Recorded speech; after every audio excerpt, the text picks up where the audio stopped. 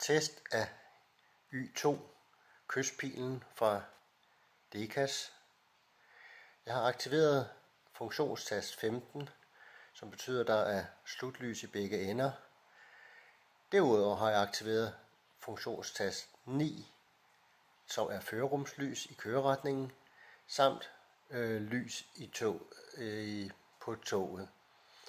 Når jeg deaktiverer tast 15, så begynder de andre funktioner at virke. Jeg tænder motoren på F1, laver en bremsetest på F13,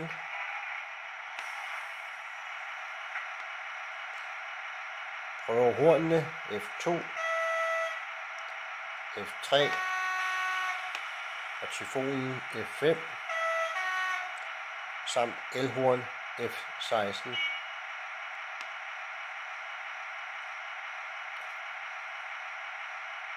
F8 tænder interiørlyset, og jeg er klar til at køre. Inden da F10 konduktørfløjte, og på F7 dørlukning.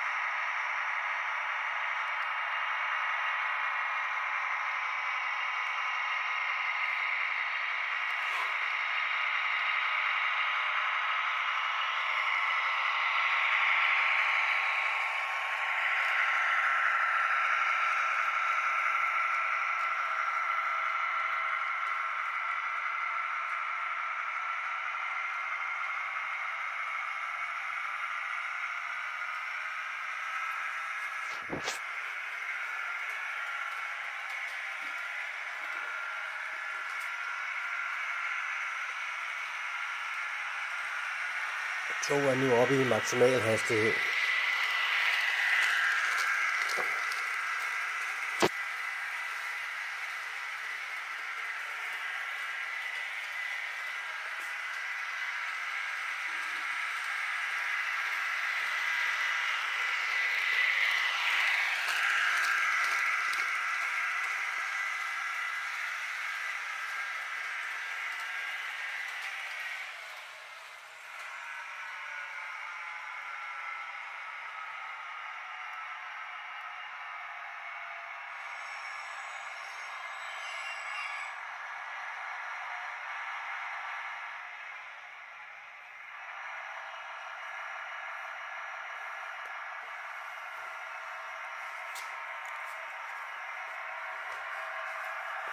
Toget har fine detaljer på taget.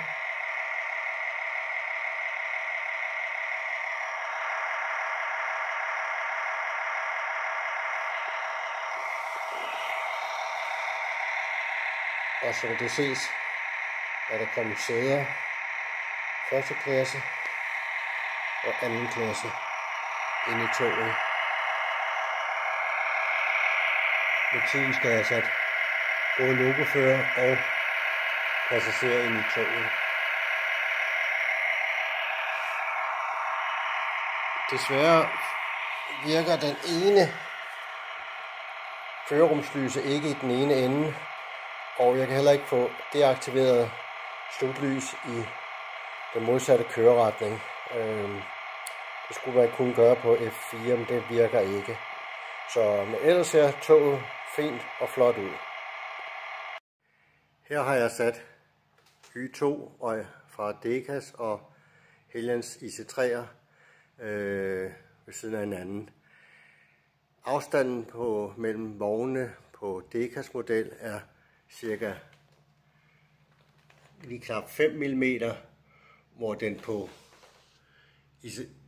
Hellions IC3'er er cirka 3 mm. Jeg kan se, at tagdetaljerne er noget pænere på Decas model, sammenlignet med den nu snart 20-årige model fra Heljan. Her ses fronten på de to modeller.